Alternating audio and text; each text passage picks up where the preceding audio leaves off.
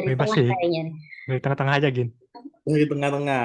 Heeh. Kita mulai dari Alberto gimana? Mana Alberto ini? Ya, halo Kak.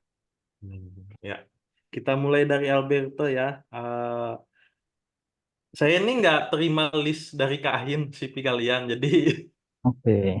jadi saya baca yang ada di sini aja ya. Alberto Suryatnata, dia PHP developer di IFG Live kan. Ya, Eh, betul Kak. kita kan pengalamannya pertama dulu sebelum bergabung di IFG Live. Oke. Pengalaman sebelum bergabung ya.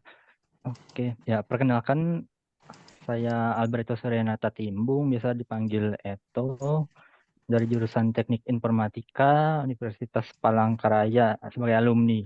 Eh, Pengalaman sebelum bergabung di IFG Live itu awalnya setelah saya menyelesaikan program KKN kebangsaan tuh Kak. Jadi setelah program KKN kebangsaan ada gap uh, sebelum mengerjakan skripsi. Jadi beberapa bulan itu ada waktu lah untuk belajar sesuatu atau ngapain gitu ya. Karena saat itu saya lagi gabut atau lagi iseng gitu. Jadi akhirnya coba-coba tuh buat CV, terus coba apply melalui platform online gitu. Jadi sebulan, 2 bulan, beberapa kali melakukan interview sama tes. Akhirnya berjodoh lah sama IFG Live nih. Nah, saat itu posisinya masih belum lulus tuh. Jadi sebelum menggarap skripsi, saya udah diterima gitu. Dan kebetulan juga saat itu di masa pandemi, dia udah akhir-akhir pandemi lah. Jadi saat itu masih berlaku sistem perkuliahan online. Setelah itu, saat diterima di IFG Live, saya sempat sempat WFO juga di Jakarta selama 1 bulan. Nah, dari situ saat interview ada tawaran tuh, ada opsi untuk remote jika kemampuannya memang memadai. Nah, syukurnya puji Tuhan saat itu setelah 1 bulan diperbolehkan untuk remote. Dan akhirnya saya kembali ke Palangkaraya lagi tuh untuk bekerja secara remote. Paling itu Kak kurang lebihnya pengalaman saya di IFG Live ya. Ya, diringkas ya. Nih mau tanya dulu, angkatan berapa Alberto ini? Oke, Kak. Aku angkatan 2019 Kak. Jadi lulusnya di Agustus 2023 kemarin. Agustus 2023 ya? Iya. Agustus 2023 berarti belum ada setahun di FG Live ya? Di IFG Live ini udah setahun 1 bulan totalnya ya. Belum. Dari ini pekerjaan tersebut di ini kan jobnya PHP developer kan. Nah, hal apa Ya, yang betul. menurut Alberto ini menjadi tantangan tersendiri kayak gitu? Oke. Eh, Tantangan tersendiri kalau di IFG Live ini sebagai PHP developer ya, sebenarnya karena saya berada di tim legacy gitu ya. Jadi dari program-program yang sudah ada itu kan diwariskan tuh ke kami lagi supaya tetap dijalankan dengan proses yang ada. Nah, karena program ini adalah program warisan, otomatis program-program tersebut bisa dibilang sudah berumur gitu ya. Tapi secara fungsional memang masih bagus. Jadi Hmm. ada beberapa tantangan ya terutama dari version programmingnya ya mungkin bisa dibilang eh, sudah agak lama gitu. Jadi gimana caranya untuk adaptasi menggunakan bahasa pemrograman yang lumayan cukup lama, kemudian bisa dapat dikembangkan supaya berfungsi dengan baik untuk kebutuhan kita sekarang gitu. Menarik ya. Kalau dari sisi ininya yang nggak enaknya gimana? Oke, Kita kan tadi yang tantangan, yang nggak enaknya ini gimana nih? oke. Yang nggak enaknya ya karena ini pengalaman pertama saya kerja di industri ini juga ya teknologi. Jadi ada ada merasa kaget aja gitu. Oh, ternyata begini nih cara kerja di industri. Ada beberapa step yang harus kita lalui sesuai prosedur. Jadi nggak bisa semau kita, misalkan mau mendevelop sesuatu, terus langsung melakukan deployment begitu aja. Ternyata ada prosedur-prosedur yang kita harus lewati, terus harus kita bekerja sama juga untuk berkolaborasi supaya task atau project itu bisa berjalan dan baik gitu. Oke, dari sini banyak ya halangan dan rintangannya. Iya, Dari lumayan kan. ini ada keinginan untuk pindah nggak? Keinginan untuk pindah untuk saat ini masih nyaman-nyaman aja sih Kak, karena eh, dengan berpikirnya untuk sekarang ya saat ini kan sebagai PHP developer nih eh, bisa dibilang lumayan langka yang ada memiliki opsi untuk remote tuh Kak. Jadi dengan adanya kerjaan sekarang nih kayaknya bersyukur banget nih karena bisa remote langsung dari Palangka tanpa harus ke Jakarta lagi gitu. Iya. Oke, kita udah dengar semua dari Alberto ya. Kita lanjut lagi. Terima kasih Alberto sharingnya. Ya, sama-sama Kita Kak. lanjut ke Samuel Septa ya. Ada Samuel Septa. Halo, ada Kak. Halo. Oh, iya. Mana nih Samuel? Halo. Bentar, sorry, ini udah putus-putus. Halo. Iya, Apakah suara saya terdengar? terdengar. Iya. Yang mana ini? Bisa open cam Samuel? Nggak bisa?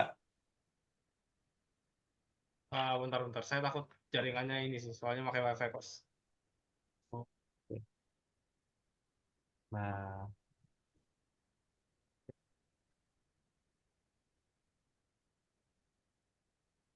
oke. Smooth aja gerakannya. Bisa kayaknya. Ini. Ya. Ini perkenalkan ini Samuel Septa. Dia web developer di PT Sayap Mas Utama ya. Ya seperti Alberto tadi saya nih nggak dikasih bisa diterangkan Samuel ini latar belakangnya sampai dapat PT Sayap Mas Utama sebagai web developer. Oke. Terima kasih atas kesempatan waktunya. Sebelumnya, perkenalkan nama saya Samuel Septa Munte. Saya biasa dipanggil Samuel atau dipanggil Septa juga. Saya dari Teknik Informatika Angkatan 2018 Universitas Palangkaraya, alumni dan lulusnya kemarin di tahun 2022, sekalian wisudanya di Desember 2022. Untuk mencapai di titik ini sih sebenarnya poin terpenting atau terbesarnya itu waktu saya mengikuti yang namanya Kampus Merdeka, magang Kampus Merdeka, di mana waktu itu saya magang mendapatkan lokasi magang di Malang di salah satu IT solution, di salah satu IT konsultan di Malang yaitu PT Akatama Multi Solusindo, di mana di situ saya magang selama 5 bulan onsite. Di situ saya dengan senior-senior yang ada itu nge-handle project yang menurut saya waktu itu cukup besar sih, memang besar sih waktu itu.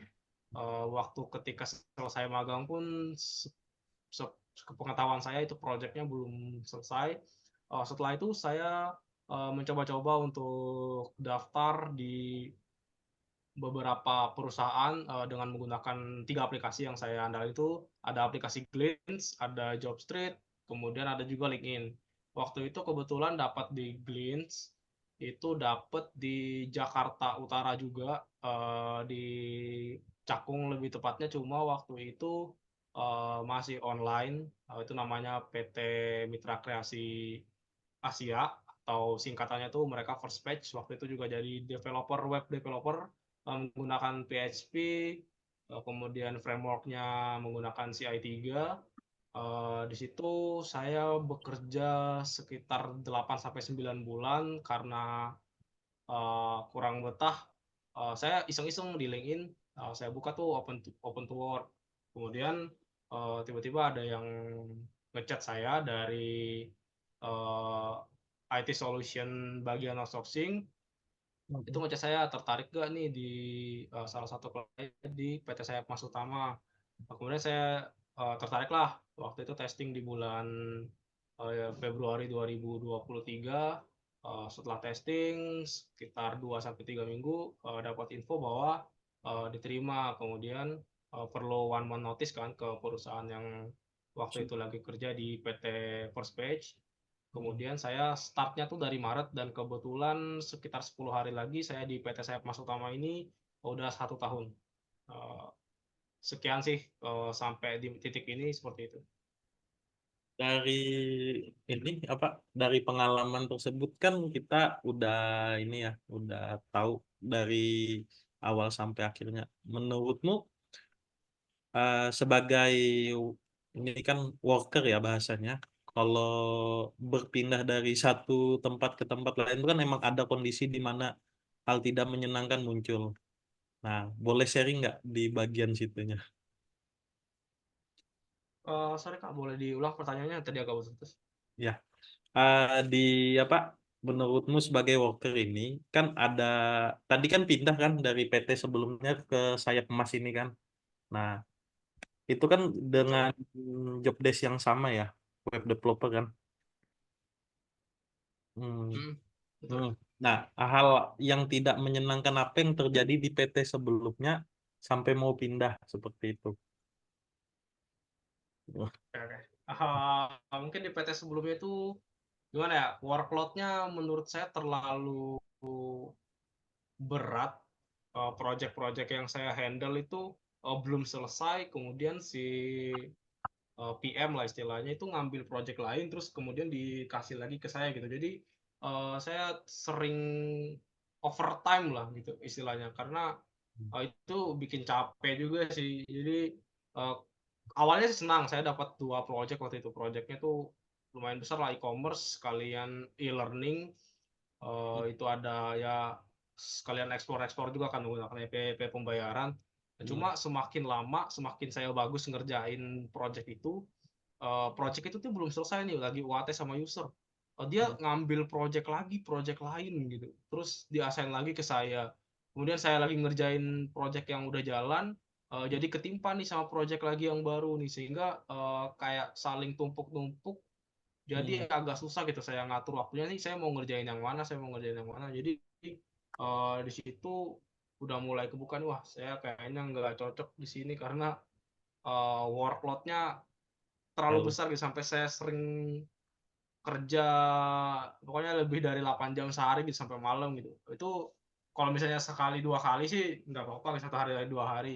Cuma ini bahkan pernah sampai karena ada project yang nggak cuma create dari awal, itu project ada yang maintenance.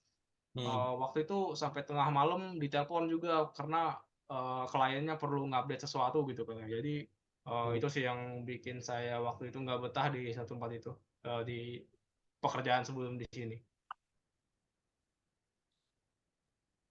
agak ini ya complicated di situ. Tapi mungkin yang lain juga mengalami kan hal-hal yang seperti itu. Kalau untuk hal yang menyenangkannya apa nih di nggak di sayap mas ya, di sayap masnya. Karena kan tadi Oh, kan di mana ya? ya Di sayap Mas atau di di sebelumnya? sayap masnya. Oh, kalau di sayap Mas sih gimana ya? Workload jadi kayak berkurang ya, meskipun saya harus WFO maksudnya, yang sebelumnya kan WFH tuh. Meskipun saya sekarang harus WFO, work from office, itu workload-nya bagi saya berkurang sih. Jadi saya tuh hampir gak pernah lebih dari jam 6 untuk pulang dari kantor. Paling sesekali 2 kali itu pun kalau misalnya lagi niat aja nih biar besoknya tuh santai gitu. Dan waktu santainya menurut saya lebih banyak Lebih sih. banyak. Jadi meskipun pekerjaannya juga ya pada dasarnya ribet gitu, cuma sejauh ini nggak pernah sampai perlu overtime gitu. Dia emang ini ya Jadi dengan bekerja workload yang kan lebih santai, berapa oke deh. berapa ini udah di PT Sayap Masnya? Sorry, maksudnya apa? Berapa lama sudah di PT Sayap Masnya nih? Udah setahun? Harusnya 10 hari lagi genap setahun sih. Saya join di tanggal 13. Udah setahun sih. Nah, semuanya kan udah dengar dari Samuel ya, bagaimana beliau dapat di PT Sayap Mas dan kemudian bekerja dan pindah dari pekerjaan sebelumnya. Terima kasih sharingnya dari Samuel Septa. Kita lanjut lagi ya ke satunya. Ini Siap, terima kasih. ya, ini Fajri Ki ya. Ini Fajri full stack Iya, developer PT Asli RI. Ya, bisa dijelaskan Fajri pengalaman dari awal sampai ini saat ini? eh, oke ya, halo ya teman-teman semua. Gue Fajri, senang banget bisa sharing pengalaman di sini. Awalnya dulu pertama kali kerja itu mulainya dari magang pas masa kuliah itu. Lanjut, eh, gue ada juga coba apply di job ini kayak Job Street atau di Glints. Pertama nyobain buat kerja full time pas semester 7 atau semester 6 itu lupa. Udah mulai coba full time. Daftar sebagai full stack juga waktu itu. Untuk stacknya mulai dari PHP natif sama Laravel. Kalau sekarang kerja di PT Asli RI ya, sebagai full stack yang dipegang sekarang Java sama Laravel juga ada. Ini Fajri yang angkatan berapa tadi? Kalau kuliah angkatan 18 Kak. 18. Dulu sempat kakak ospek ingat.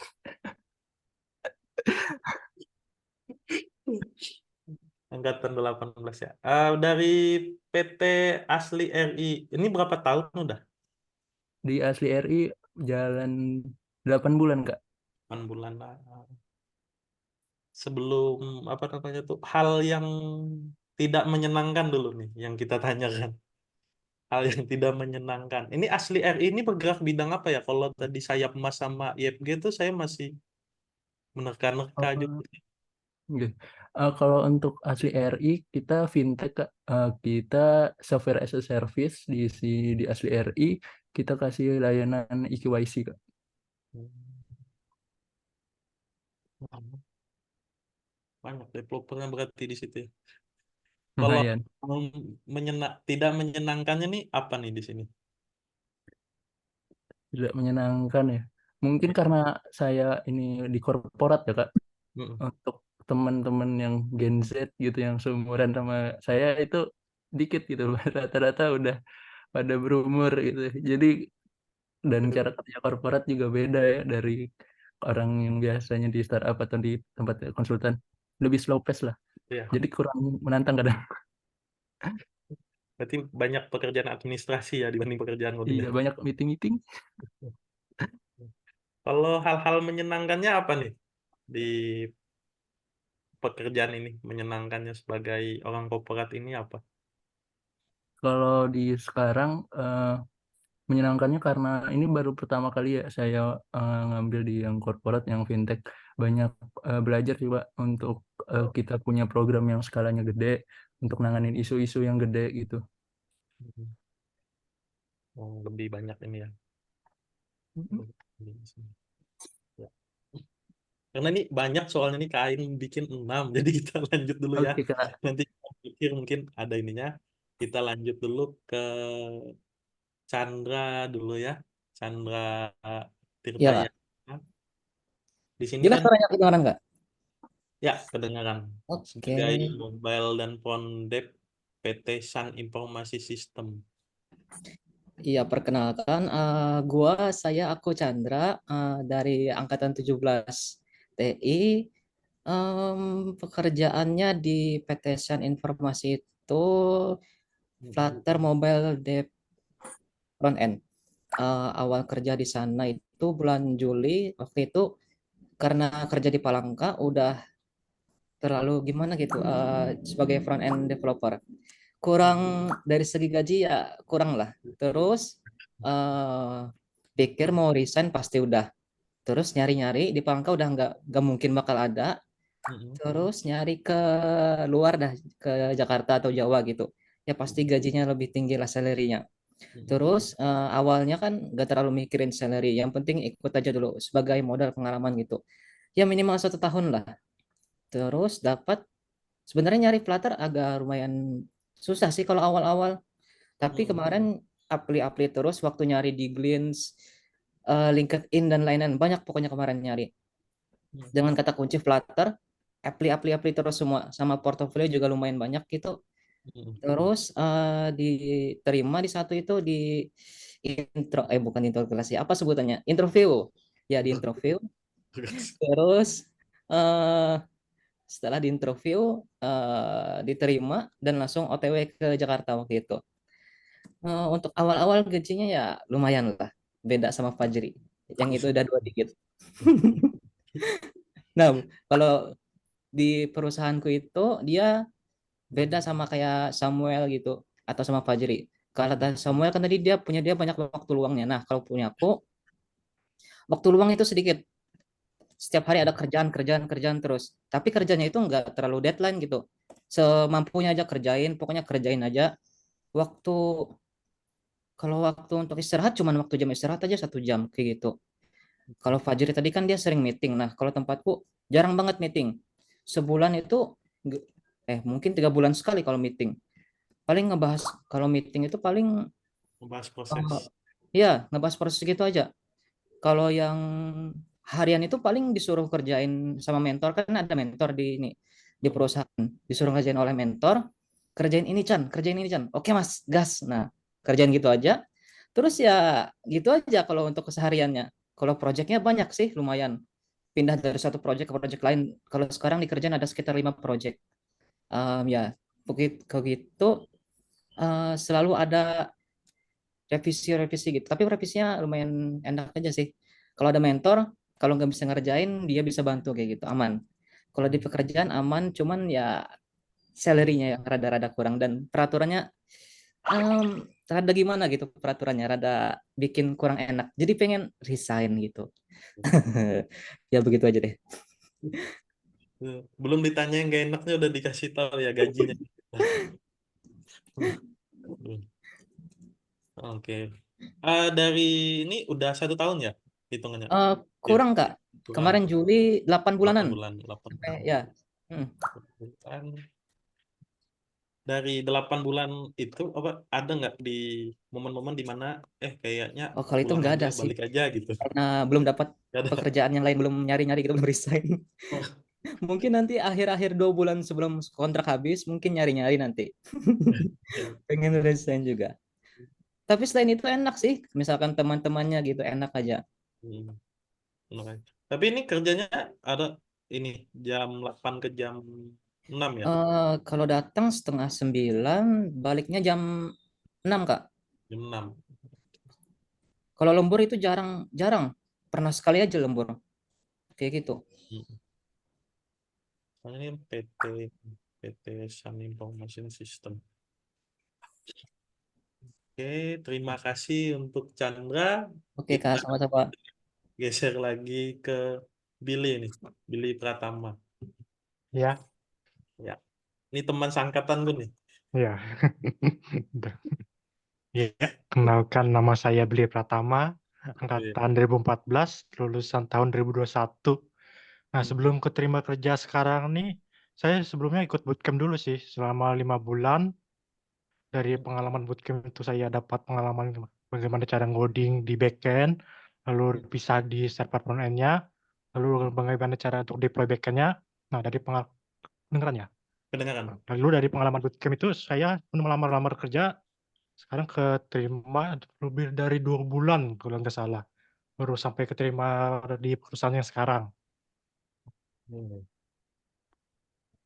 Ya mungkin itu sih pengalaman untuk terimanya. Lalu untuk pengalaman kerjanya sekarang nih lumayan agak berubah sih. Di saat bootcamp dulu kan saya belajar JavaScript. Lalu untuk di perusahaan sekarang ini malah PHP Laravel. Jadi perlu adaptasi lagi.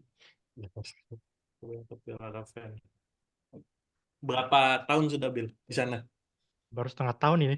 Setengah tahun. Heeh. Gimana, enak hidup di Jakarta? Ya lumayan lah. Ya, pengalaman yang tidak menyenangkannya ini apa nih? Kalau dapat warisan project sih. Kalau dari senior yang sebelumnya nggak ada jelas apa-apa, jelasin projectnya tuh secara base flow-nya gimana, code base-nya gimana, tiba-tiba langsung dilemparkan aja. Itu sih yang nggak enaknya. Jadi kita harus belajar lagi dari awal projectnya itu. Belajari base flow anunya gimana, code base-nya gimana, baru bisa mulai ngoding kan.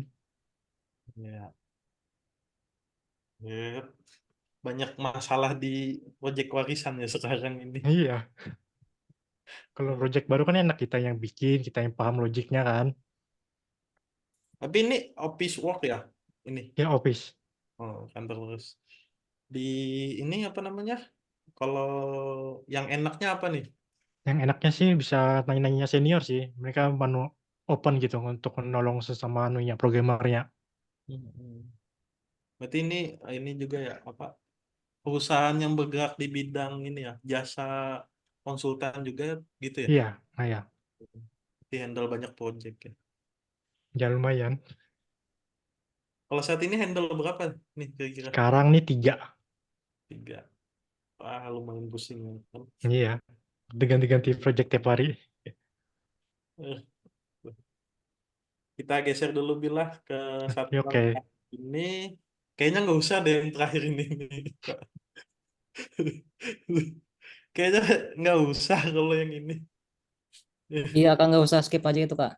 Ini yang terakhir ini nih kayaknya nggak usah deh. Iya, nggak usah aja. Ini eh, Hmm. ini Diana ya, angkatan aku udah hafal kalau ini Diana angkatan 2018. Eh, Ini perusahaan yang terakhir kali di Ajax atau udah pindah berapa perusahaan? Udah 3. Udah 3. Ya, Iya. kita mulai ya. Kita mulai. Enggak, 4. Ya, kita mulai dari awal ya, dari awal. Ya, silakan Diana. Halo semuanya, perkenalkan nama aku Diana, angkatan 2018. Kalau kalau diurutin ya, aku itu kerjanya pertama tahun berapa ya? Freelance dulu ya di Surabaya. Terus eh, bootcamp di Binar. Setelah bootcamp di Binar lulus, baru berani ngelamar kerjaan yang full time gitu. Itu dapat kerjaannya yang full remote, terus 1 tahun, terus kena PHK ya. Eh, Terus habis itu aku ngelamar lagi intern di Singapura, itu 1 bulan. Habis itu baru dapat kerjaan yang WFO di Jakarta. Berliku ya, Iya, berliku banget, Kak. berliku. Ini hal yang tidak menyenangkannya ini. Apa ya? Nggak menyenangkan semua, Enggak, kecuali menyenangkan semua sih, Kak. Yang paling itu yang pas di Singapura, Kak. Jadi kenapa aku kan bilangnya kan magangnya 3 bulan kalau nggak salah, tapi aku malah mutusin 1 bulan aja gitu, karena ya dari sisi codingannya itu aduh parah jadi udah ini gimana coba, masa aku intern gak dibayar, terus masa aku memperbaikin codingan orang, kan lucu gitu kan, ya ya udahlah gitu, baik aku out aja dah gitu berarti kan. nggak dibayar itu. Nggak dibayar gitu, aku kan iseng-iseng aja apply ya kan, sambil cari kerjaan lain. Nggak dibayar 1 bulan. Oke. Aduh, nyobain kerjaan-kerja luar negeri gimana coba kan, ngetes bahasa Inggrisku gimana gitu kan, oh ternyata gini, tapi kayaknya salah perusahaan sih, soalnya isinya itu orang-orang intern semua yang memang dari nol gitu, gitu. Kayaknya nggak cocok itunya sih. Oke. Kalau yang menyenangkannya nih apa nih? Menyenangkannya yang pertama, kalau yang kemarin ya aku full remote ya, enak kan di Palangkaraya berleha-leha kan ya. Terus kalau yang pas remote itu kerjaannya tuh lumayan full banget lah gitu kan, tiap hari ada taks. Nah, sedangkan yang WFO di sini yang pas di Jakarta ini sungguh santai sekali. Aku aja sudah di sini udah 3 bulan, hampir 3 bulan itu nggak ada di-assign ke project, ya bikin sembarang aja gitu. Project yang revamp, bikin ulang lah gitu. Jadi santai banget hidupku ya, Gaji buta lah. tidak ada tekanan deh. Iya benar, kataku aku tanya kan sama lead-nya sama yang lainnya, kita di sini memang sesantai ini ya katakan. Ya begitulah Mbak katanya, yang seperti kita lihat enak banget ya. Jadi itu. Itu dari sekian banyak pekerjaan itu yang menyenangkannya. Nah, ini kita Iya udah nggak ada semua gaji buta kan. semua nge-interview satu-satu hal menyenangkan dan hal tidak menyenangkan dari teman-teman berenam ini. Dan apa namanya? Rupanya memang masih bisa ditarik kesimpulan kerja. Karena ini rata-rata kan programmer ya. Jadi masih bisa ditarik kesimpulan kalau pekerjaan paling melelahkan itu dapat coding warisan kan. Codingnya yang nggak beres, habis itu yang frameworknya out. Itu biasanya yang menjadi titik berat mereka kan. Mereka dan semua orang sebenarnya. Kemudian untuk 6 orang ini, audiens-audiens yang mendengarkan dan mematikan mikrofon dari tadi ini ada yang ingin ditanyakan? Boleh nanya nggak, Dol? Nah, Selamat sore. sore Pak. Boleh Gitu. nanya ya? Ya, Pak. Ya, saya ya, perkenalkan saya Robi Julianto. Kami sama-sama di Gawadasi dengan AIN, Generasi Digital Indonesia. Eh, Memang menjadi satu penasaran saya untuk bisa ngobrol dengan generasi Z ya, atau Gen Z. Perihal tentang dunia kerja, karena saya sebagai business owner juga kadang-kadang merasa kalian tuh gampang masuk dan gampang keluar gitu ya. Jadi pertama yang saya mau tanya, bagaimana sih perasaan kalian pada saat mau resign? Apakah mikirin perusahaan yang akan ditinggalkan gitu, bahwa akan mendapat kesulitan kalau misalnya di tengah jalan proyek itu kalian tinggal? Terus pertimbangan apa aja sih menurut kalian resign itu, pertimbangan yang mendasarnya apa gitu? Terus itu kedua adalah menurut kalian gimana ya, maksudnya mengukur workload, beban kerja dengan gaji itu. Terus apakah gaji yang diterima sekarang itu cukup hidup di Jakarta? Ya, terus terakhir apalah yang saya mau tanya, kalian itu sebenarnya bekerja itu mau cari apa sih gitu? Esensinya apa? Mungkin itu. Makasih. Kita mulai satu-satu dulu ya, memberikan jawaban Boleh. untuk dari Pak Robi. Ya, bisa dimulai dari urutan terakhir, Diana dulu. Ini pertanyaan pertamanya nih, memikirkan nggak kalian saat meninggalkan perusahaan itu? Karena yang paling banyak meninggalkan Kan ini Diana nih. gimana ya? Sebenarnya kan kemarin yang kalau freelance itu kan memang udah close project ya. Terus yang PHK kemarin ya karena kata mereka banyak lah alasan gitu kan. Iya malah disuruh yang mana katanya PHK atau resign. Padahal kan harusnya itu PHK kan ya. Kayak kami disuruh biar menguntungkan si perusahaan nggak bayar lumayan 1 kali gaji ya. Sebelum aku meninggalkan si project itu biasanya kalau tempat kami ya Pak dibikin dokumentasi dulu apanya gitu dokumentasi projectnya entah alur sistemnya terus API dari mana loginnya gimana gitu. Terus apa lagi ya pertanyaannya ya Kak? Mengukur load pekerjaan. Oh, Dengan, mengukur dengan gaji. pekerjaan. Nah, dengan gaji, rasio gajinya. eh Gimana ya? Kayaknya bisa dihitung sama pengalaman. Biasanya kan kalau kita itu kan pakai sistem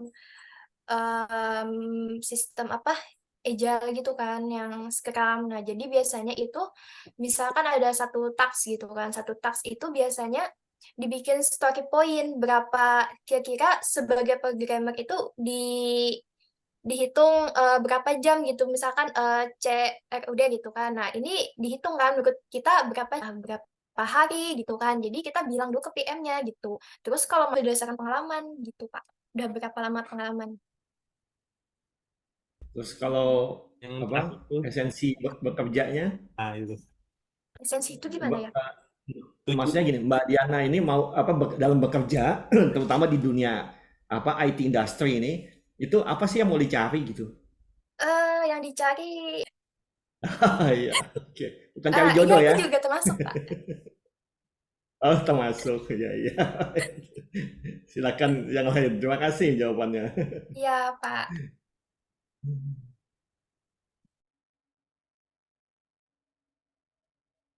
Beri-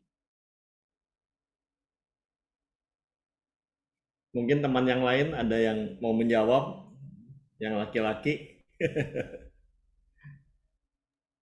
Kemudian berikutnya Chandra. Ini kan tadi. Iya, Kak. Hmm.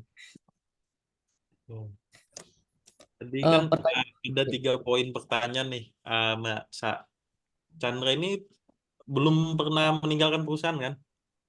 belum pernah, Kak. Nah, berarti kita mengukur lot rasio gaji dan apa esensi bekerjanya. Oh ya. Kalau lot gaji sih, Kak, mungkin dari apa yang dikerjakan dalam sehari itu tasnya gitu. Kalau merasa sehari itu banyak sekali pekerjaannya dalam sebulan gitu kan, pasti banyak sibuk, terus banyak yang dikeluarkan tenaga pikiran gitu. Nah, harusnya kan mungkin lebih banyak salary-nya gitu, lebih nambah gitu. Atau mungkin di akhir bulan ada tambahan, ya begitulah. Di akhir tahun ada tambahan sedikit salary-nya gitu, Kak. Kalau untuk lot pekerjaan, terus apa lagi, Kak? Esensi dalam bekerja. Esensi pekerjaan, karena saya memang udah suka komputer dari SD, SMP, terus masuk dulu ke SMK, masuk ke jurusan RPL, suka programming, jadi suka yang namanya pengetahuan tentang programming gitu, tapi nggak yang ke back end gitu, Kak. Maksudnya pengetahuan programming yang front end yang santai-santai aja gitu. Kalau ada perkembangan tampilan, desain gitu, suka mempelajari hal yang baru.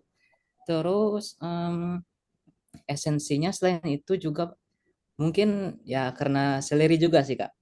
Karena keperluan keuangan gitu untuk hidup terus untuk dan lain-lain gitu, Kak, untuk keperluan hidup. Terus apa lagi, Kak? Itu aja dua Banyak. pertanyaan. Oke ya. Ya. Terima kasih, Kak. Ya, itu kita lanjut lagi ke Fajri ya. Apa sih yang jadi bingung kali flashpotnya nih buat apa? Kak,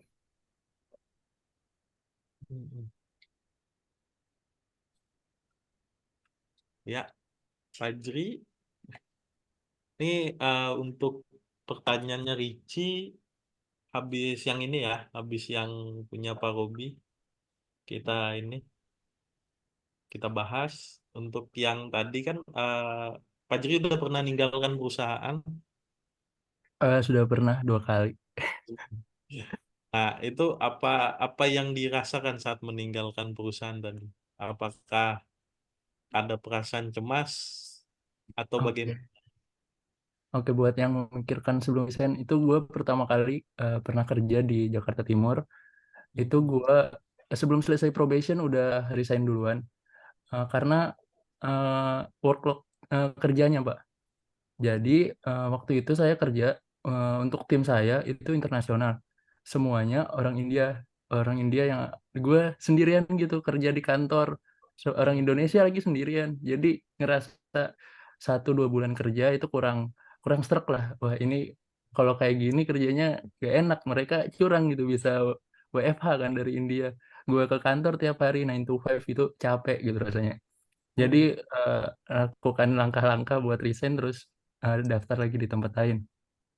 Di kedua gue resign juga setelah 6 bulan itu di Malaysia, kerja remote sempat dapat 1 bulan dulu kerja di Malaysia terus boleh remote dari Kalimantan. Nah itu udah mulai enak. Setelah 6 bulan perusahaan ngubah peraturan tuh, tiba-tiba pekerja yang dari luar harus wajib ke Malaysia. Itu mulai saya pikir-pikir lagi, saya tidak melanjutkan untuk kontraknya. Saya milih kerja yang di Indonesia saja, Pak. Mungkin untuk pertimbangannya seperti itu. Kalau dari saya pribadi sebelum Kalau resign. untuk mengukur lot pekerjaan dengan rasio gaji gimana? Itu ngelihat harga pasar aja, Kak. Ngelihat umumnya untuk experience segini, untuk job desk yang ini berapa. Nggak nego-nego ya, serahkan ke market gitu ya. Iya. Kalau ini esensi dalam bekerja ini apa? Saya Dan kira apa yang dicari saat bekerja ini, apa yang dicarikan? Karena banyak memang sih orang-orang yang bekerja tanpa tujuan kan sebenarnya. Oke, kalau ini ya, kalau saya lihat teman-teman itu ada yang kayak ngejar position gitu, pengen jadi Ya, lead yang atau ngerjain pengen posisi. jadi engineering manager gitu. Ya. Kalau gue kayaknya posisi makin tinggi posisi itu makin ini ya, makin berat juga beban kerjanya.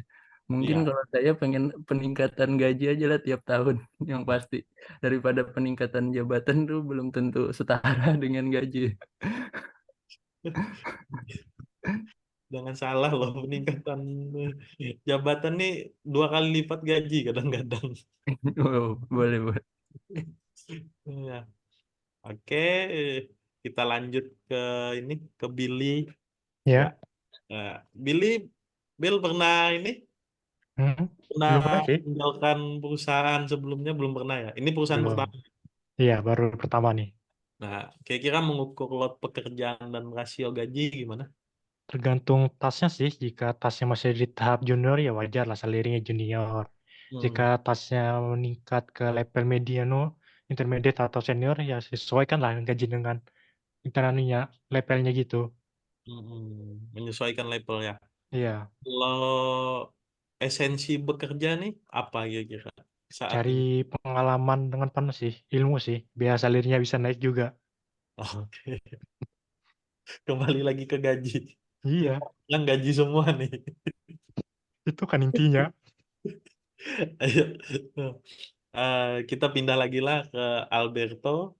Ya, Alberto eh, sudah pernah meninggalkan perusahaan sebelumnya. Masih belum pernah, Kak. Nah, berarti ini kita ngukur lot rasio pekerjaan dan gaji nih. Gimana Oke. jadi?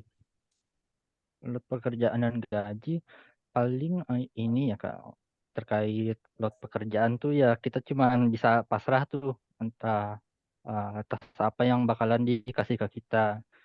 Cuman biasanya dari lot-lot pekerjaan ini kan ada yang ngatur lagi tuh.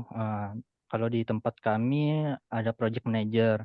Nah, ketika kita sedang kesusahan atau kelebihan lot kerja gitu ya, mungkin bisa dinegosiasikan sama project manajernya tuh yang mana perlu diantrikan. Jadi terkait lot pekerjaan ini masih bisa dikompromi lah menurut saya. Kemudian terkait Esensi. berkaitan dengan gajinya itu tergantung lagi tuh Kak, apakah dari lot pekerjaan ini kita bisa perform tuh, bisa menyelesaikan tanggung jawab kita dan baik atau enggak. Misalkan memang bisa perform, mungkin bisa dinegosiasikan lagi tuh terkait gajinya karena sesuai dengan lot pekerjaan yang bisa dikatakan berlebihan gitu. Untuk pertanyaan keduanya gimana Kak? Ini esensi dalam bekerja ini. Apakah sama dengan yang lain tentang gaji? Ataukah ada hal yang lebih diutamakan? Oke, kalau esensi dalam pekerjaan ya karena bisa dibilang kita sebagai orang perantau ya untuk pekerja Jakarta nggak luput dari targetnya itu ya gaji. Itu memang benar. Kemudian selain itu juga kita kan perlu berkembang di dalam satu industri gitu ya, entah itu melalui ilmu pengetahuannya ataupun cara kita berpikir tuh Kak. Jadi meskipun dari segi teknikal kita belum berkembang, mungkin secara proses bisnis kita bisa lebih maju tuh. Jadi nggak apa-apa lah Kak, menurut aku masih bisa dikompromi kayak gitu. Oke. Kita lanjut lagi ke yang terakhir, Samuel Septa nih. Ya, kalau Iya. Ini Samuel udah pernah meninggalkan perusahaan sebelumnya atau ini perusahaan pertama? ya ada pernah meninggalkan sebelumnya. Ini yang pertama ya? Sudah pernah meninggalkan satu kali. Oh, oke. Kira-kira apa yang dipikirkan pada saat itu? Waktu itu lebih mikirin workload by salary sih. Jadi kalau misalnya bagi saya salary-nya nggak cukup dengan workload sekian, itu saya cabut, saya pergi gitu.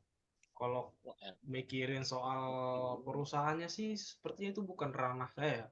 Kan ketika kita mau pergi dari perusahaan, itu perusahaan ada punya aturan either itu 3 month notice atau 1 month notice. Jadi misalnya kalau kebetulan saya kemarin 1 month notice, jadi selama 1 bulan itu perusahaan itu nyari pengganti saya gitu. Jadi kalau misalnya mau cabut dari perusahaan sih kayaknya nggak perlu khawatir dah soal itu. Karena udah ada manajemen sendiri, kan ada HR sendiri kan yang buat rekrutmen pengganti dari kalian yang misalnya mau cabut. Itu aja sih dari saya. Kalau untuk load pekerjaan dan rasio, Nah, ini nih kalau saya sih awalnya ya nyari dari pasar dulu gitu. Gimana sih kebutuhan pasar sekian misalnya, cek-cek juga di Google, biasanya itu ada di Indeed, itu ngasih tahu dengan level mid to senior atau junior atau lain sebagainya, salary berapa, kemudian dilihat juga dari lokasinya gitu, karena berbeda lokasi kan tentu saja beda gaji gitu kan. Jadi yang pertama saya lihat level dari pekerjaannya, senior, junior atau itu, dan kemudian dari eh, apa namanya, dari lokasinya gitu. Kemudian kan ketika interview dengan HR itu biasanya kita boleh nanya sesuatu nih, nanyain aja waktu kerja nanti bakalan seperti apa gitu, kerjasamanya sama apa, kemudian workloadnya bisa nanyain lah singkatnya kayak gimana gitu. Jadi kemudian kan biasanya juga ada probation ya, jadi kalau misalnya selama 3 atau 4 bulan dalam masa probation itu nggak cocok kan bisa nggak usah lanjutin gitu. kalau esensi dalam bekerja ini apa nih? Oh, kalau ini kayaknya pertanyaannya mudah ya. Tentu saja uang, karena pengen cari yang namanya financial freedom gitu kan ya. Ya uang semuanya. Ya. Singkat aja. Ya. Ya, jadi dari apa namanya, dari 6 orang narasumber kita ini, dan 3 pertanyaan Pak Robi itu dapat disimpulkan sebenarnya pekerjaan mereka ini berbanding lurus dengan uangnya. Makin banyak uang yang mereka terima, makin betah mereka, Pak. Kayaknya Baik. seperti itu. Nah, terima kasih sharingnya, teman-teman ya. Sukses selalu. Nah, kemudian nih kita lanjut lagi ya ke pertanyaan Richie di sini, ada di kolom komentar.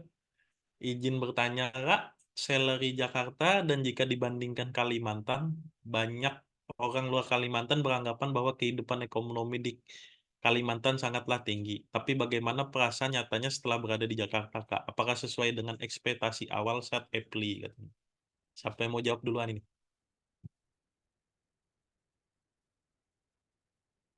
Atau harus ditunjuk satu-satu ini yang jawab duluan? Nih.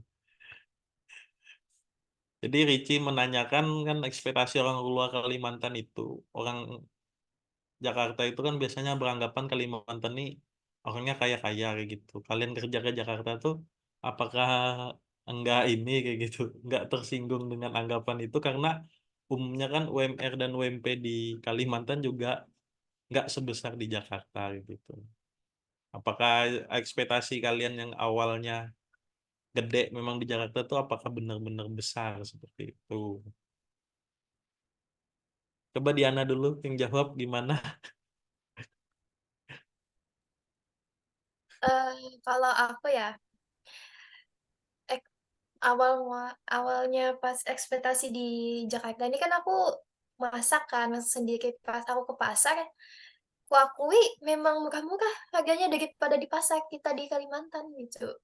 Lebih murah dan aku bingung pas dijual dimasak lebih mahal ternyata. Aku juga bingung. Jadi ya begitulah gitu pas eh ya gitu kayak mahal yang pas dijual tapi bumbu-bumbunya ya sama aja yang kayak malah lebih murah terkadang. Gitu sih, Kak. Dari segi pasar pengolahannya ya, guys. Dari dapur. Gitu, Kak Dodo. Eh, kalau yang lain ada ini, ada Iya, ekspektasi Kak. yang lain. Boleh Saya nambahin Fajri Kak? boleh Pak, Kak. Fajri Oke Kak. Kak. Ya. Eh, ini ya, kalau buat yang lain mungkin biaya hidup dan lain sebagainya mungkin kurang lebih sama aja sih. Yang gue rasa beda banget itu kalau kita di cost livingnya Kak. Biaya kita tinggalnya kita mau ini eh, mau mikirin beli properti aja gitu. Gue kan udah dapet tuh karyawan tetap tuh. Anak-anak kantor tuh udah nyaranin KPR. Itu udah ngelihat perbedaannya jauh banget lah kalau urusan yang itu doang itu. Kalau untuk yang lain kayak makan dan lain-lain itu masih bisa kita handle. Tapi kalau masalah yang kos itu memang mahal banget Kak kalau untuk perbedaan harga untuk tinggal. Iya. Kalau Chandra tadi gimana? Kalau Diana kan tadi Kak, dia lebih suka masak gitu. Nah, kalau gua ini Kak malas sekali yang namanya masak. Masak nasi aja kemarin gagal. Terus seringnya beli makan di luar. Nah, kalau makan di luar itu harganya kalau di Jakbar ya Kak, sekitar 12 sampai 15 ribuan. Itu untuk ayam geprek. Oh ya, ayam geprek di sini nggak digeprek Kak. Beda sama di Kalimantan. Terus tentu kalau makan di luarnya. Selain itu sih ekonominya biaya kos sih Kak. Biaya kos itu beda jauh sama di Kalimantan. Kalimantan mungkin 500 sudah dapat bagus. Nah, di sini perlu 1 jutaan paling nggak untuk dapat yang bagus gitu di WC dalamnya. Itu untuk kosnya. Terus untuk misalkan beranggapan, kalau teman saya sih nggak ada yang beranggapan kalau Kalimantan itu eh, kayak orang-orang tinggi gitu. Biasa aja, nggak ada yang bilang pernah kaya gitu. Cuman ya standar-standar aja, nggak ada yang malah mereka nanyain di Kalimantan itu pakai kuda ya? Ya enggak lah, kayak gitu kemarin. Terus ekspektasinya sesuai saat apply. Sesuai sih, aman Aman. gitu Kak. Ya. Aman. Tambahan. Iya. Mungkin saya pernah juga tuh kerja 1 tahun IT di ini kan backend developer di Balikpapan.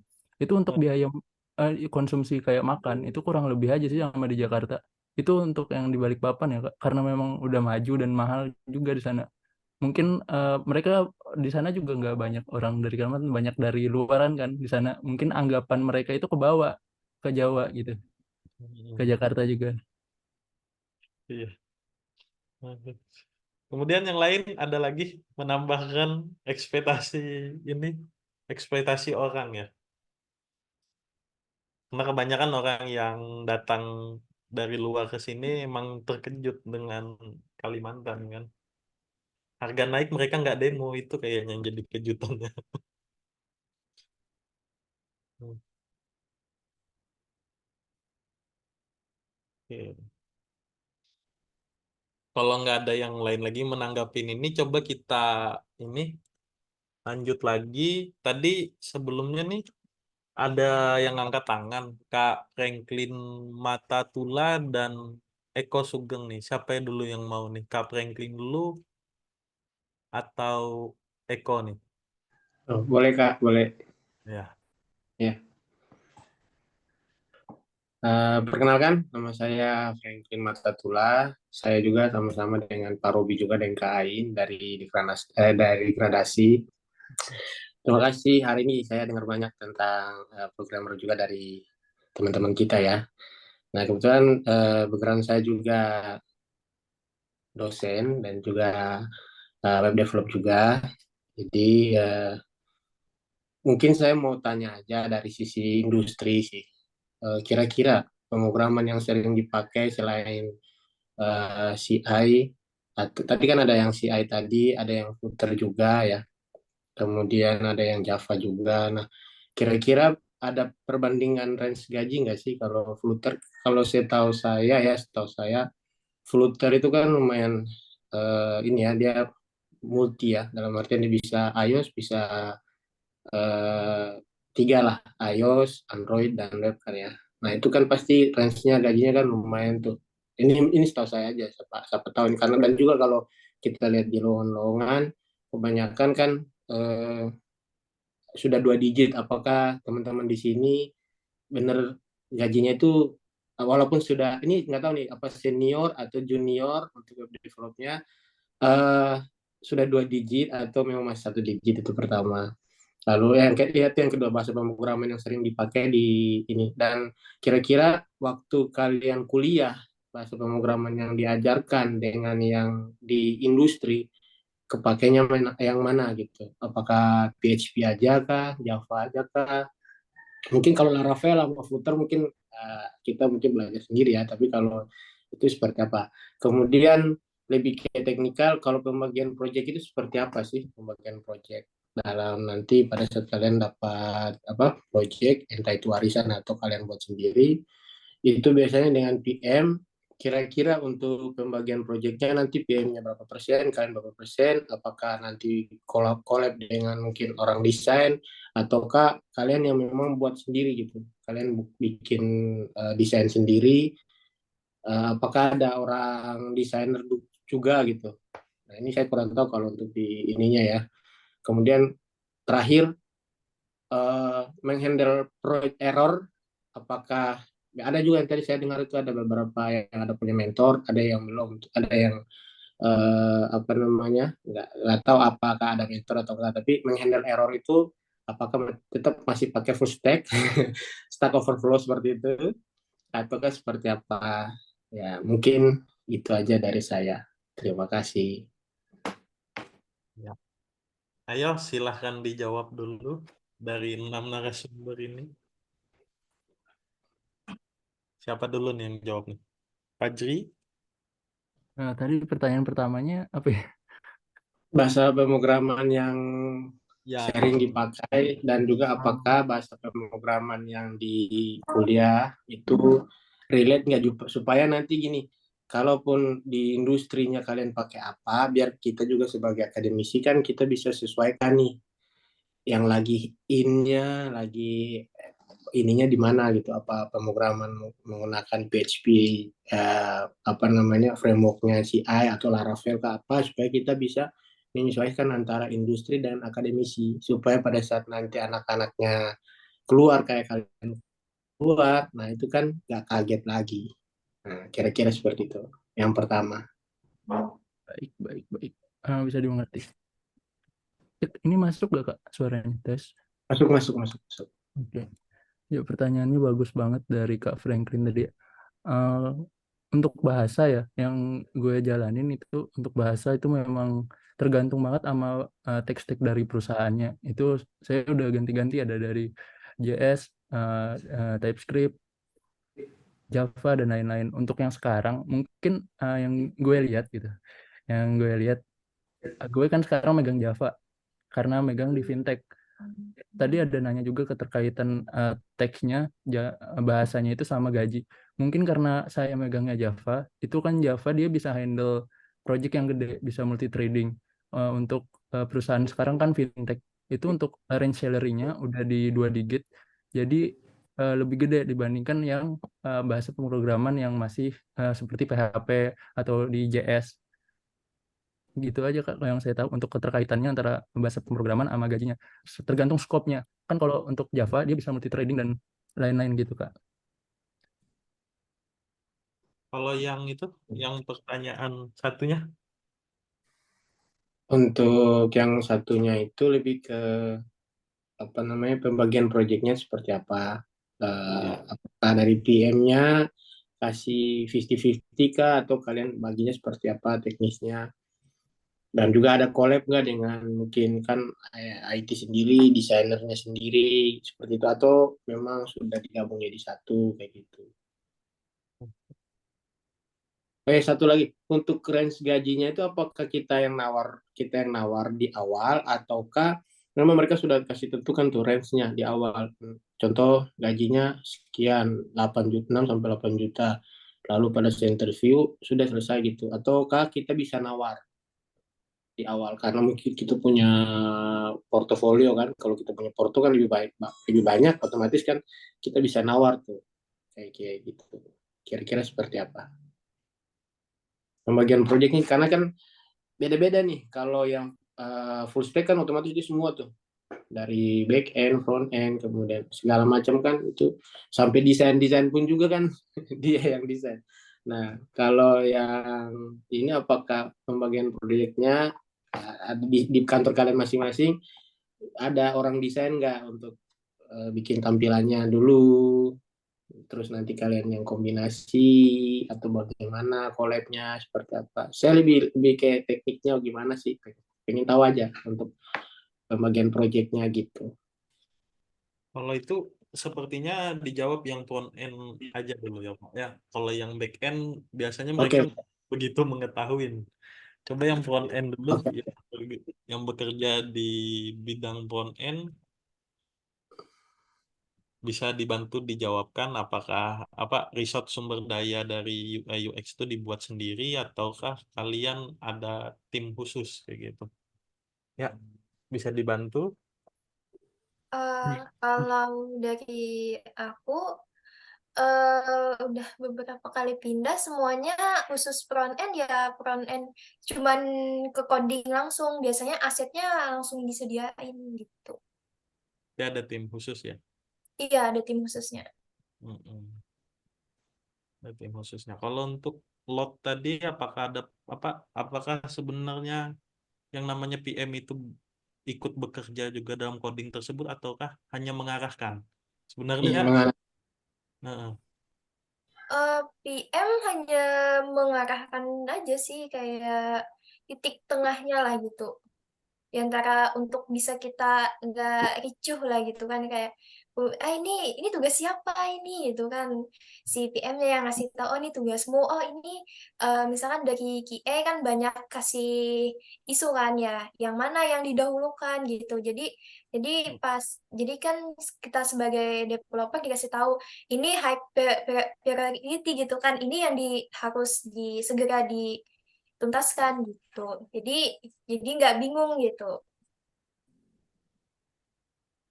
Untuk mengendal errornya gimana Kak? Apakah kita sendiri juga atau mungkin minta bantu dari PM-nya juga atau gimana gitu untuk handle error? Apakah seperti biasa kita pakai cari di Stack Overflow atau yang lain mungkin? Atau ada mungkin referensi lain? Kalau aku biasanya cari sendiri dulu kan. Misalkan ini kerjaan emang dari aku yang ngerjain gitu kan.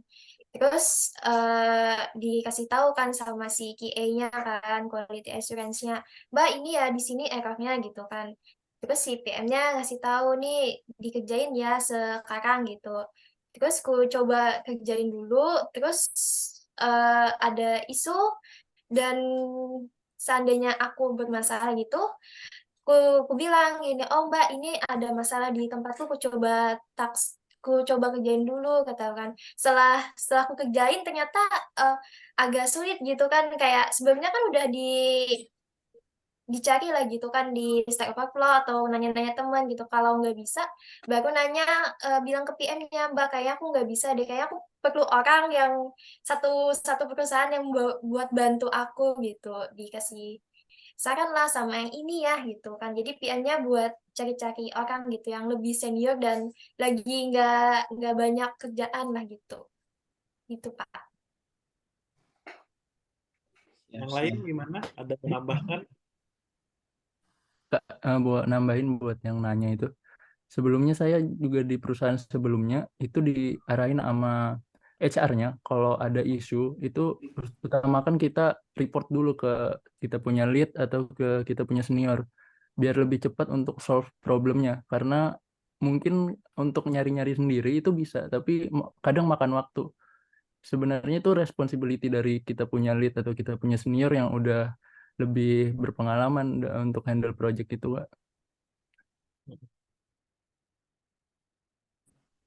Oke, memang apa namanya, dapat disimpulkan kompleksitasnya ada apa namanya project manager memang tidak turun langsung dan mereka hanya mengendalikan ya bahasanya ya, di belakang kemudian mengarahkan. Itu ya. Bagaimana dengan Pak Franklin? Ada yang ditambahkan dari pertanyaannya, Pak? Kalau untuk QA sendiri, apakah prosedural dari kita atau dari standar perusahaan? Biasanya kalau untuk prosedural dalam artian coding prosedural dalam artian contoh mungkin variabelnya harus disesuaikan dengan yang warisan sebelumnya atau kita punya prosedur sendiri untuk codingan kita masing-masing ya punya ininya. Apakah kita nanti dibikin juga kan biasanya juga kan dikasih mungkin sebelum resign juga kan atau kita mau resign kan kita harus kasih tuh tutorialnya atau ininya kerjaan yang sebelumnya. Apakah itu biasanya pada saat ini proseduralnya itu kita yang buat sendiri atau gimana kalau QA? Dari kualitas assurance-nya kan ada prosedural ini lebih teknikal kita tahu juga sih seperti apa sih kalau untuk prosedurnya untuk kodenya sendiri seperti apa gitu. Kalau dari dunia industri kalau dari akademisi kan kita lebih ke sudah tahu nih alurnya proseduralnya seperti apa kan kita kasih tahu dulu ininya seperti apa dulu kan di kelas nanti setelah mereka sudah pahami baru mereka mau pakai desain mereka atau punya teknik sendiri kan bebas. Jadi, seperti apa sih kalau untuk prosedural dari QA-nya sendiri sih di perusahaan-perusahaan? Oke, ada yang ini menjawab prosedural di dalam perusahaan. Untuk QA ya ini ya prosedural untuk teknik codingnya apakah kita yang bikin sendiri gitu atau sudah ada standar yang dikasih gitu? Nah, itu. Apakah bisa menjawab teman-teman itu? Kalau di tempat saya ya Pak, untuk variabel dan prosedur itu minimal harus ngikutin apa yang diberikan oleh mentor. Jadi mentor ini dia menanyakan ke lead projectnya gitu untuk variabelnya gimana, mana prosedurnya gimana. Terus kalau saya sebagai junior programmer tinggal ngikutin apa yang diberikan contoh sama mentor gitu. Kalau untuk ngikutin gitunya nggak masalah sih Pak, enak-enak semua aja gitu. Cuman ya kalau untuk perubahan misalkan project yang lama itu rada susah karena ada sedikit berbeda teknik ngodingan gitu sama yang punya saya gitu. Kalau ngikutin yang lama mungkin agak ribet nanya-nanya sama mentor gitu banyak seperti itu Pak. Oke. Siap. Tapi untuk ininya bahasa pemrograman yang mungkin bisa dimasukkan ke akademisi juga nanti seperti apa? Mungkin kita sharing aja siapa tahu bisa dosen seperti apa sih yang sekarang di industri yang lagi hype gitu. Kira-kira apa? Kalau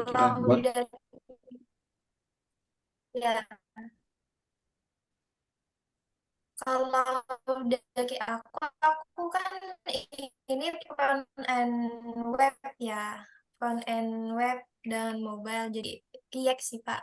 Jadi aku bisa React JS sama React Native. Dan untuk secara pasar itu lumayan banyak sih. Jadi kalau seandainya kalau ngelamar kerjaan, kalau seandainya yang ada tersedia React yang web bisa gitu. Kalau yang mobile yang diperluinnya ya React Native. Secara sintak so far sama sih. Gitu sih Pak. Tambahan Pak, kan saya kebetulan nih full stack nih Kak. Mungkin ada ini kita belajar mainin di terminal, kita ngelola server itu, kita gimana cara deploy itu mungkin banyak atau ya banyak yang nggak tahu aja kalau dari kampus kan kita nggak ada diajarin yang teknisnya mungkin kayak gitu. Sama mungkin sekarang kan kerjaan saya ada tersangkut sama AI. Jadi untuk kita punya pengalaman megang Python, kita punya pengalaman kayak ngerjain tugas-tugas dulu pas waktu kuliah, terkait sama AI itu penting. Itu juga ngebangun kita punya pikiran gimana kita solving dari isu yang dikasih gitu.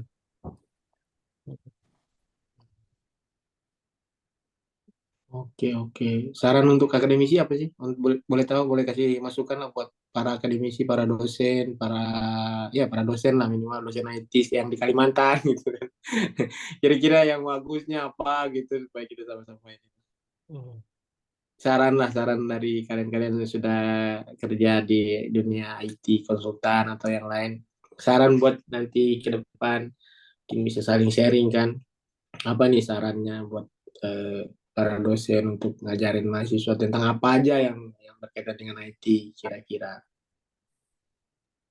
Boleh kasih saran nih, Kak. Ya, Yang gue lihat ya ada anak-anak yang dari kampus di sini ya di Jakarta. Itu mereka cerita dia pas waktu S1 itu kayak dipaksa dosennya buat install Linux, dipaksa buat harus menyusahkan diri mereka lah buat kita pakai program itu dari yang belajarnya sulit-sulit, nggak langsung enak gitu. Dari basic-basic itu diperkuat. Mereka itu aja, Pak.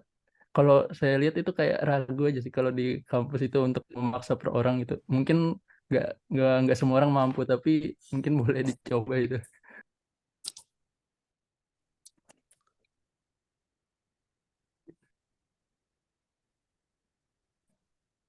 Itu dari Fajri. Yang lain gimana? Oke.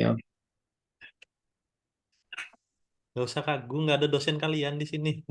Mungkin kalau dari aku sih lebih diperkuat untuk fundamental logiknya sih. Karena rata-rata perusahaan logik kan ya. logiknya lumayan agak berat tuh. Oke. Sedangkan di saat perkuliahan kan dulu Kira-kira tuh kan GitHub enggak, Pak, tapi kepake nggak sih? GitHub. kita kepake banget malahan di sini. GitHub, GitLab untuk dengan DevOps sih untuk perubahan data di servernya. Mungkin itu aja sih kalau dari aku. Kalau dari yang lain gimana nih? Tenang Breto nih. mungkin Breto itu. Iya. Kalau Nggak ada mungkin kalau dosen. dari saya magang yang kerja sama gitu ya. Soalnya banyak banget coworker saya di tempat yang sekarang itu mereka berawalnya dari magang. Jadi mereka banyak dari Universitas BINUS ya, Bina Nusantara. Itu mereka magangnya juga lama banget, biasanya 1 tahun gitu magangnya. Dan itu setahu saya nanya-nanya itu kampusnya udah kerjasama nih sama tempat magangnya. Jadi mahasiswanya nggak nyari sendiri tempat magangnya. Bahkan kalau misalnya dibandingkan dengan kita di UPR ya, kita nyari sendiri tempat magangnya. Bahkan tempat magangnya ya mungkin karena lokasinya juga susah ya. Kita tempat magangnya bukan basis IT gitu, kayak tempat Iya, magang benar. di travel, gimana caranya kita bisa berkembang gitu kalau misalnya secara codingan kalau kita magang di tempat travel gitu. Jadi kalau saran saya sih kerja sama tempat magangnya gitu loh. Jadi pihak kampus bisa ngirimin nih mahasiswanya yang punya bakat, punya prestasi ke lokasi magang yang udah kerja sama, dan lokasi tempat magangnya juga udah IT-nya udah bagus gitu loh. Jadi mahasiswanya magangnya dapat ilmu gitu, nggak mahasiswa yang magang datang ke CV ke travel terus cuma bikin web, itu juga nggak dicek sama pihak yang magangnya gitu, itu nggak dapat apa-apa gitu. Itu aja sih kalau saran dari saya. Iya sih benar sih. Kalau nggak biasa bikin kopi atau fotokopi, apalagi gitu ya, magang-magang di Kalimantan. Rata-rata seperti itu ya, nggak ada entah magang harganya atau gitu. PKL. Iya, rata-rata PKL atau itu ya memang gitu. Tapi memang benar ya, maksudnya kalau kebetulan saya juga lulusan BINUS. Kalau BINUS itu memang dia sudah punya standarisasi, memang dia sudah punya kerjasama dengan beberapa, sampai Apple juga, Apple ini kan di SCBD tuh, di SCBD lagi, di daerah apa namanya itu, daerah Cikarang kalau nggak salah dia. Nah memang jadi mereka itu sudah kerjasama benar-benar, jadi kita tinggal cari. Nah memang ya itu ada perbedaan lah ya, karena kan mungkin kita di sini kan lebih ke apa namanya IT, apalagi untuk perusahaan-perusahaan IT kan nggak ada, lebih banyak kan PNS di sini ya, rata-rata perkantoran. Jadi ya memang ya ada sedikit perubahan gitu ya, tapi ya itulah mungkin kita mungkin nanti akan mengarahkan juga ke sana. Daripada bikin fotokopi, bikin kopi, bikin web yang sebenarnya tidak dipakai juga, cuma hanya sebagai tugas aja kan gitu ya biasanya.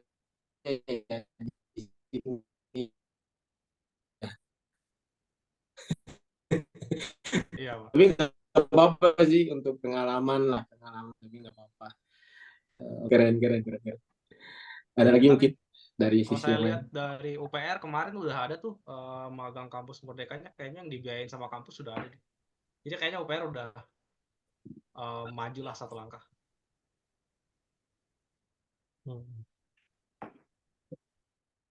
Ya, yang lain gimana?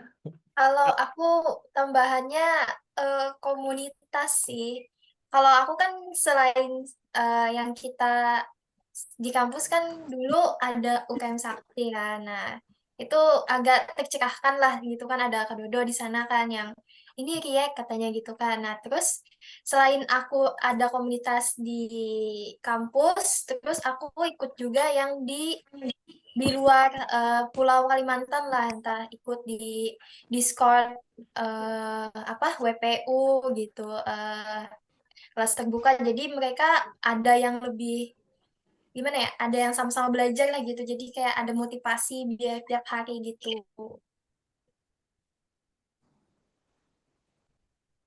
Ya, siap.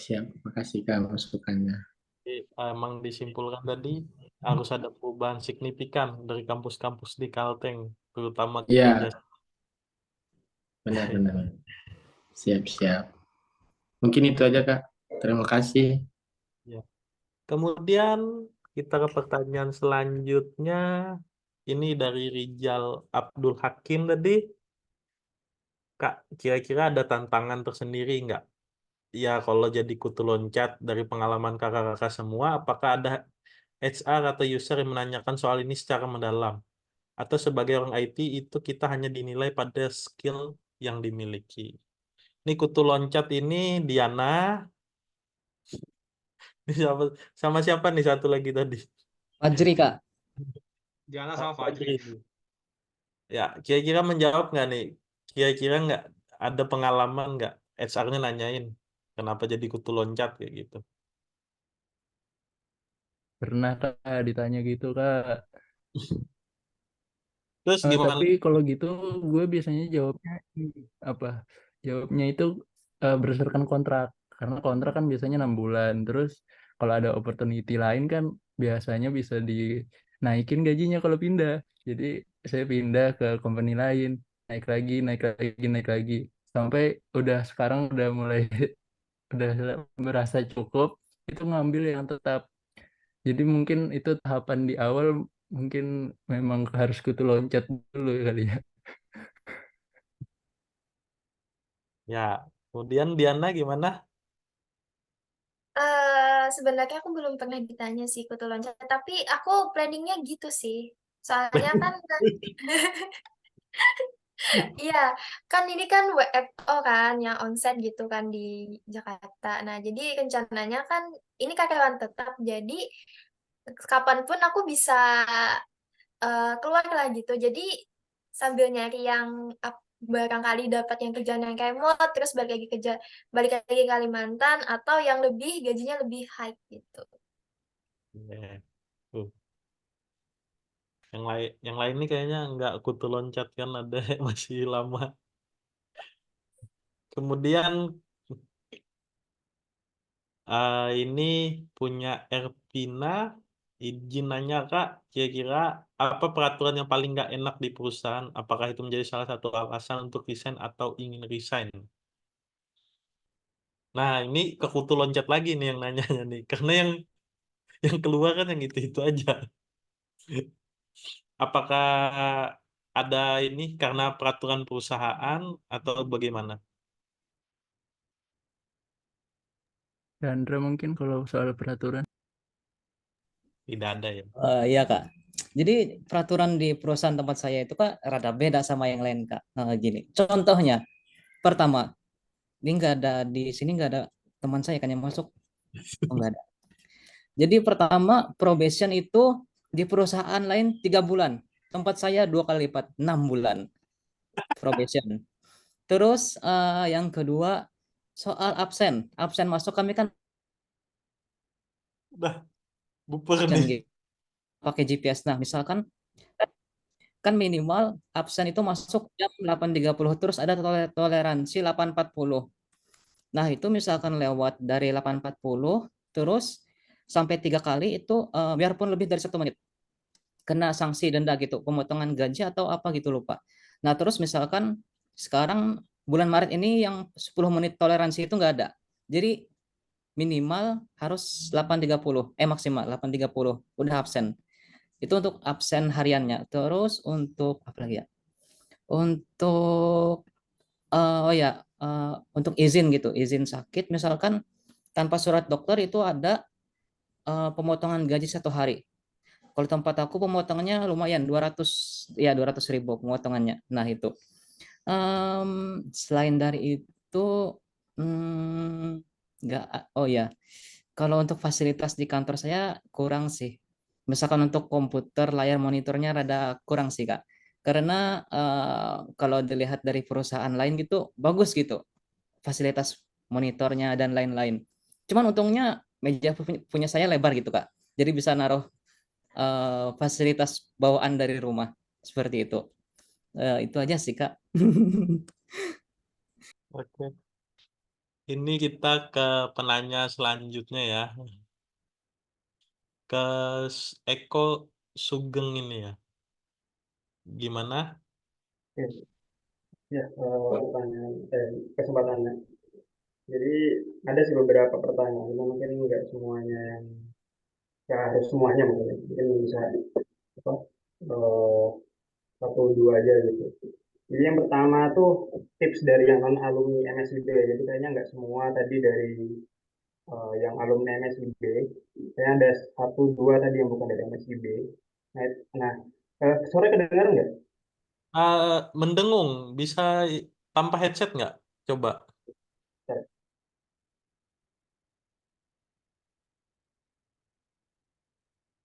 Karena dia mendengung. Tes tes. Ya, ini jelas, agak jelas ini. Oke, jadi yang pertama tuh tips dari yang MSIB. Jadi kan ada beberapa yang satu dua tadi yang enggak dari MSIB ya. Nah itu kalau dari MSIB kan mungkin emang ada penyaluran ya dan ada keterbuka informasi kayak gitu. Lagi dari Kalimantan Tengah. Nah yang dari non MSIB itu gimana untuk preparingnya atau persiapan untuk karir ini ya? Karir pertama, early karirnya. Itu yang pertama. Yang kedua itu terus better mana nih? Langsung tembak WFO kah atau WFH? Yang di office kah atau yang dari rumah gitu untuk yang early career-nya? Sama plus minusnya apa nih kalau di awal kalian itu uh, mengawalinya untuk yang WFA atau WFO? Terus nah ini juga nih kalau kalian overtime, ya apakah kalian pernah overtime gitu untuk mengerjakan suatu task dan apakah itu ada nego gaji? Ya, itu aja sih. Sama yang terakhir nih, menghadapi gelombang layoff. Apakah kalian ketar-ketir nih?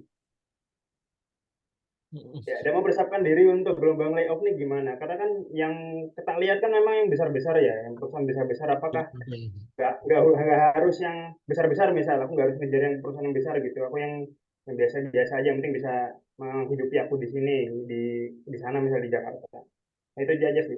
Nah mungkin tambahan tadi ya untuk Pak Franklin tadi, karena saya di sini di ITS ya, saya ambil pendidikan S2 di ITS. Mungkin buat mungkin ini buat ke akademisi ya. Nah di ITS itu setiap dosen itu ngasih tugas itu sudah ada terjadwal dari pertemuan pertama sampai terakhir ada final project dan itu setiap pertemuan tuh dicek, dipaksa untuk bisa, benar-benar dipaksa untuk bisa dan kalau nggak bisa ya nggak apa-apa tapi ya bakal digoreng di kelas, bakal bakal di bakal dipertanyakan terus kenapa tidak perform, kenapa itu bakal ditanyakan. Jadi benar-benar kalau di sini itu final project memang ditentukan di awal berapa, misal satu kelompok gitu kan 3 orang, nah 3 orang itu bakal ditanyain satu-satu sama dosen yang ngerjain apa Itu sih kalau di sini ya, karena saya juga masih 2 semester di sini, baru jalan 2 semester. Jadi kemarin waktu semester 1 di S2 itu juga seperti itu, ditanyain. Itu aja sih, itu yang ada 2 hal ya, pertanyaan dan tambahan Pak. Itu sih nanti kalau butuh apa follow up pertanyaan bisa deh nanti. Ya silakan aja. Ya, ada yang bisa menjawab nih? Izin menanggapi dulu boleh nggak bisa? Izin menanggapi Kak. Boleh, Oh, boleh. Oh ya. Ya. Sebenarnya di sini juga kan sama ya. Kita kalau untuk Kak dosen itu kan biasanya kan ada RPS ya. Kita sudah tentukan sesuaikan dengan RPS. Atau biasa dulu tuh dibilang silabus. Nah, kita juga kan tentukan itu. Dan apalagi kalau untuk yang dosen IT kan memang harus bikin project ya untuk tes dan UAS. Tapi apa namanya tuh yang tadi bagus aja sih masukannya untuk bahwa setiap ini kita harus ada project ya, project mau TS maupun UAS itu pasti ada project-projectnya. Cuma kan masing-masing kan dengan dia punya mungkin di tempatnya Mas tadi apa namanya itu nggak tahu apakah prakteknya itu dia pakai bahasanya kan beda-beda, setiap dosen punya bahasanya beda-beda. Dia mungkin contoh OOP aja kita bisa pakai PHP dengan Java contoh. Nah itu kembali lagi ke dosennya. Nah maksud saya itu bahwa bahasa pemrograman yang mungkin lebih sering lagi hype di sana supaya kita menyesuaikan. Karena jujur di sini juga kan kalau praktek ya, kalau saya sendiri kan biasa praktek juga. Saya biasa ini dulu untuk kalau bahasa pemrograman untuk dasar kayak OOP gitu, yang orientasi objek lebih ke Java. Nanti kalau sudah web lanjutan atau mungkin web develop baru mungkin pakai yang framework CI atau Laravel. Nah seperti itu sih di sini kalau yang saya pribadi. Nah gitu sih. Cuma saya pengen juga tahu nih apakah masih relate nggak nanti kira-kira bahasa pemrograman yang mungkin saya ajarkan apa masih ada di sana masih Java pakai nggak gitu ataukah mungkin CI3 atau C4 kah ataukah mungkin Laravel atau mungkin yang lagi hype Python. Nah kayak gitu biar nanti kita bisa sesuaikan juga dengan di kelas kan ya kayak gitu sih. Tapi kalau untuk rule-nya aturannya memang kita sudah ada RPS rencana apa ini kan pembelajaran kan ya. Nah, itu sudah standar baku dari setiap kampus kan ya. Nah tinggal kita menyesuaikan ini jangan sampai Pascal lagi kita pakai untuk ngajarin ininya padahal Pascal sudah lama. Nah kita harus sesuaikan lagi kan JavaScript kah atau Java atau yang Laravel atau yang mana yang sudah biar sesuaikan aja sih. Kira-kira mungkin itu tambahan aja. Terima kasih. Mungkin saya akan tambahin di kolom chat ya. Mungkin lanjut ke pertanyaan nanti.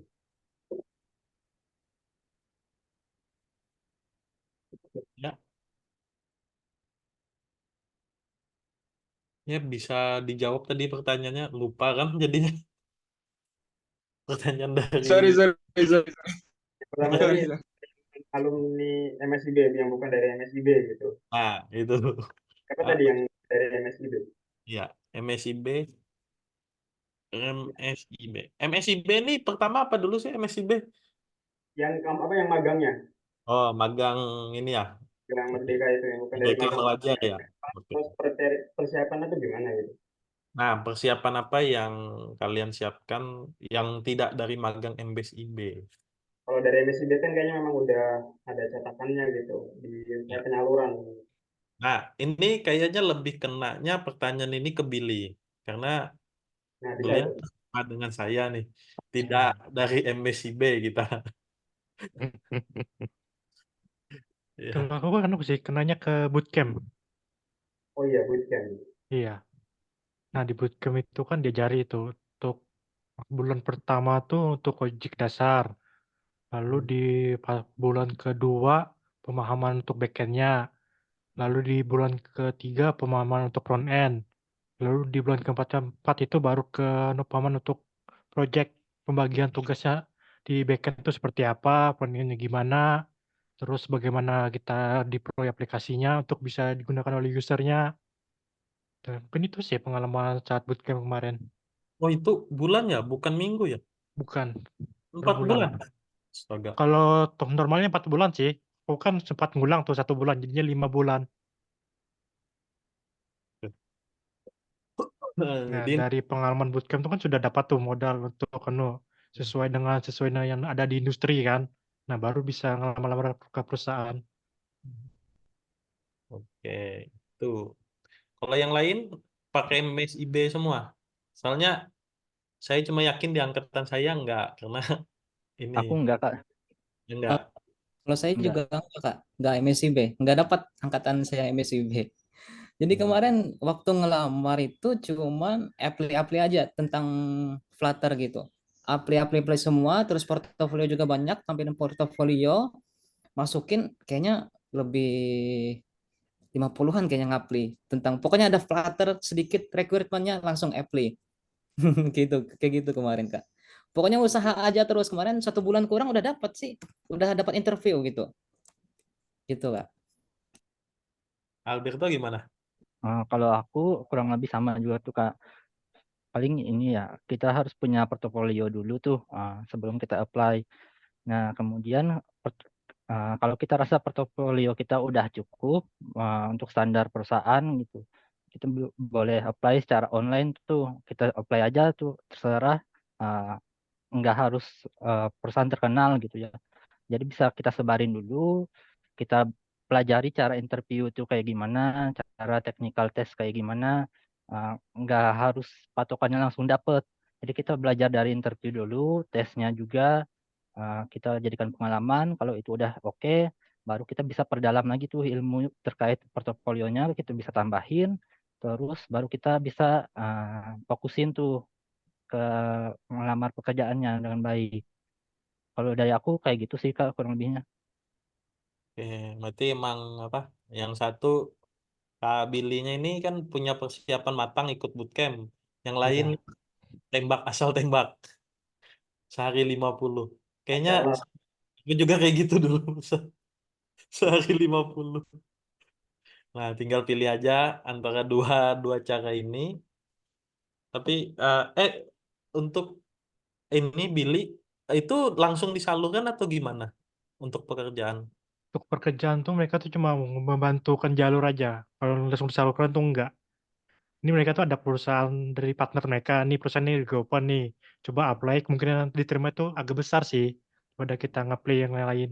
Nah, cuma itu aja sih. Itu emang ada ini, ini, ada info ya. Iya. Kemudian kita lanjut ke pertanyaan berikutnya ya. Yang WFH itu biasa kemana gitu?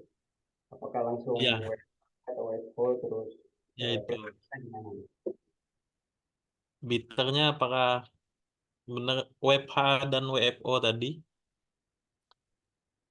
Apakah kalian langsung cari yang WFO aja atau yang WFH dan ini apa pertimbangannya apa seperti itu kan?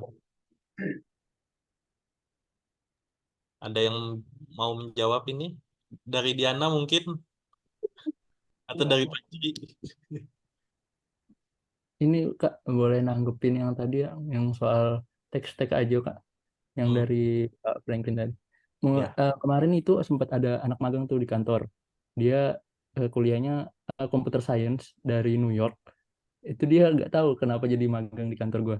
Nah itu gue sempat nanya-nanya, dia di sana S1-nya belajarnya kayak gimana. Ternyata untuk belajar untuk di luar sendiri mereka nggak terlalu ngejar untuk segi teknologinya, karena kalau kita berusaha ngejar secara teknologi, kita pengen implementasi React itu ya bakal terus berkembang, nggak bakal kejar. Jadi mereka lebih ke basic-basicnya kayak data structure. Terus untuk bahasanya justru di sana mereka pakai Java, lebih ke yang object oriented, gimana ngebangun kita punya pemrograman thinking gitu Kak. Maksud kamu di luar itu lebih basically gitu ya, lebih basic semua. Iya Kak. Timbang ngikut ini. Ya sih. Kalau itu lebih nanti kayaknya kita buat sesi sendiri deh untuk membahas tentang ini. Karena kalaupun dibahas kita nanti apa namanya berkaca psikologis dan lain-lain itu banyak kenapa Pak Franklin itu nanya kenapa dia harus getol untuk buat mahasiswa-mahasiswanya itu bisa paham IT-IT yang update itu, dia punya alasan tersendiri. Bukan berarti dia meninggalkan yang basic seperti yang tadi itu. Karena emang apa namanya, banyak pertimbangannya seperti itu.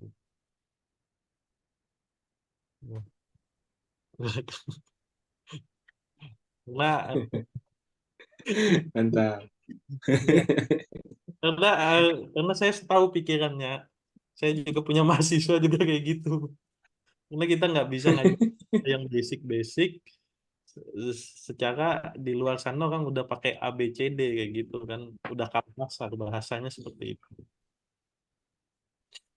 Ya, ada yang Tapi ditambah. cocok aja sih tadi Mas Fastri. Ya. Dan tadi menanggapi Mas Fastri aja, Jafri ya. Jafri memang biasanya tuh untuk apa namanya, untuk Java itu memang masih di, kalau kami di sini, kalau saya sendiri pribadi masih dasarnya Java sih untuk ini ya. Nanti kalau untuk OOP dan segala prosedur dan itu disesuaikan aja, tapi untuk algoritmanya, untuk standarisasinya masih mudah lah.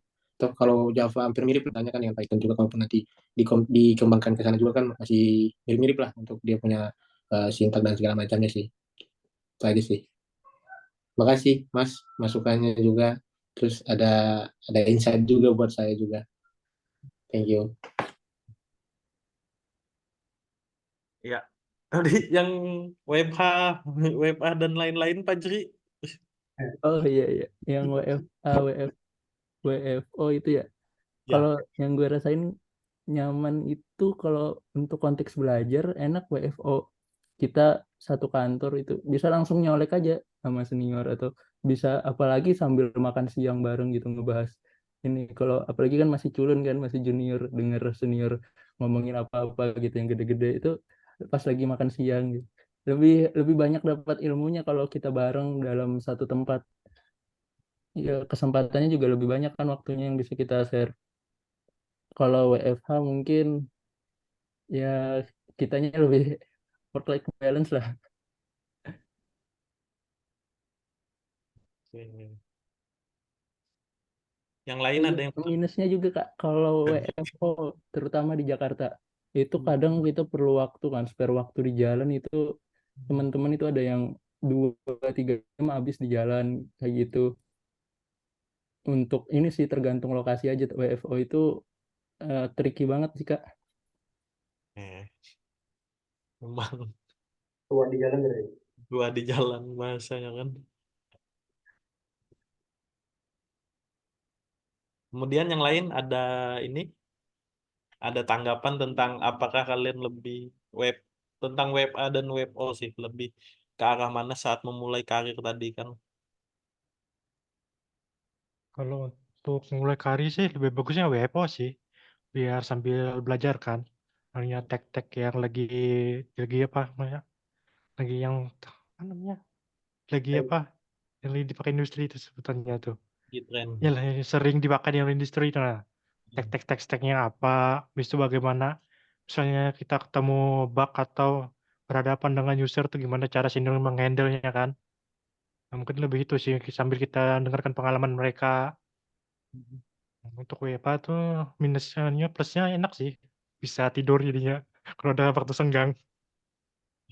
Nah, cuma untuk minusnya, ada kita stuck agak susah mencari, misalnya kita stuck agak mencari solusinya itu. Nah, misalnya senior kita itu agak susah dihubungin.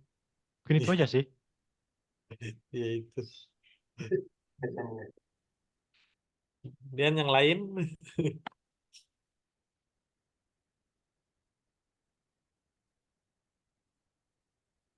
ya.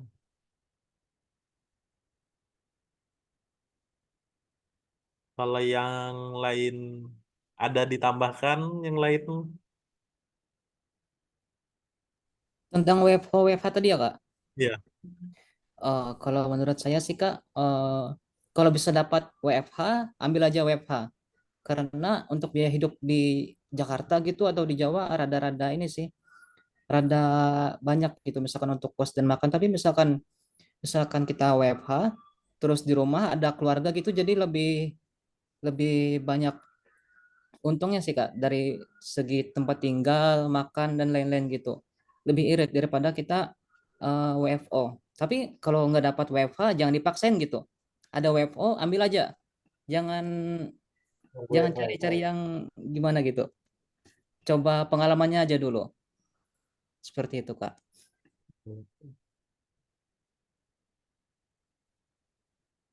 Dian yang ini Mungkin aku bisa nambahin juga Kak, terkait yang tadi WFO atau WFH untuk early ini ya, industri ya.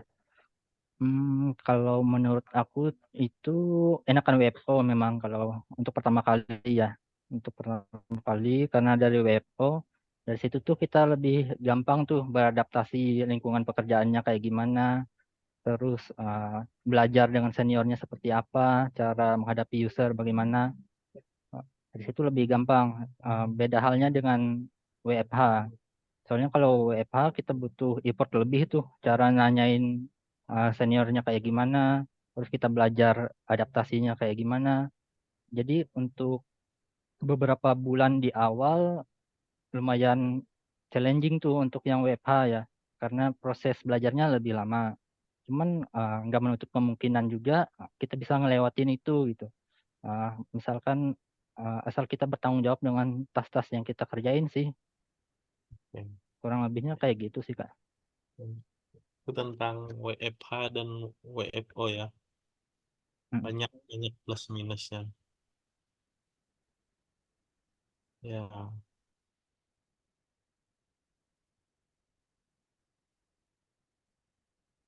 Ini kita lanjut lagi. Ini yang ini ya. Yang terakhir ini. Ini dari Daniel Spada. Bertanya soal PT besar untuk entry data itu ada banyak nggak katanya untuk entry data. Kira-kira di PT-PT kalian itu perlu nggak entry data?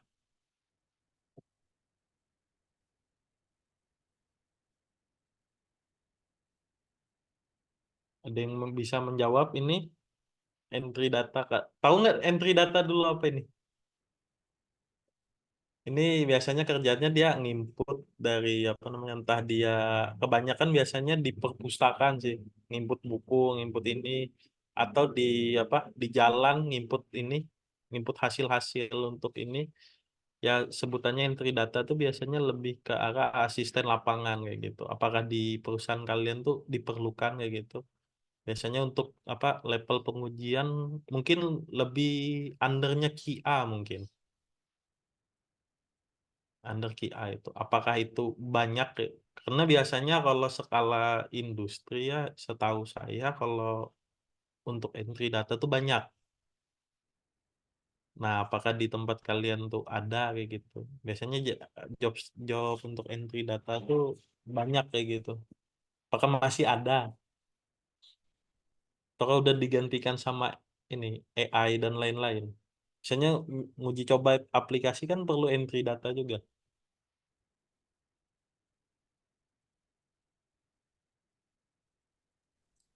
Kalau misalkan tempat saya Kak, kalau tempat saya sih mungkin di handle oleh tim IT supportnya mungkin ya Kak. Saya kurang tahu juga karena kurang berteman juga sih Kak sama IT supportnya. Banyak berteman sama programmernya aja kayak gitu Kak. Jadi kurang tahu kalau tempat perusahaan saya.